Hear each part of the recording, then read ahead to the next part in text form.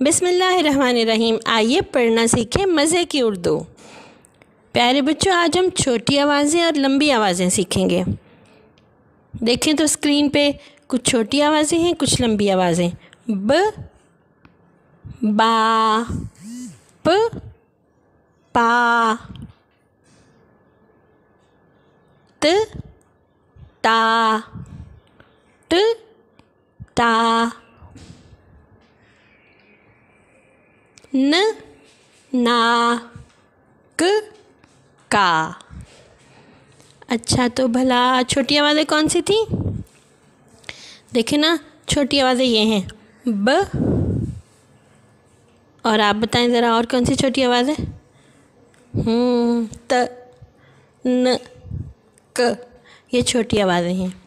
یہی آوازیں جب الف کے ساتھ ملتی ہیں تو لمبی ہو جاتی ہیں۔ کیا ہو جاتی ہیں؟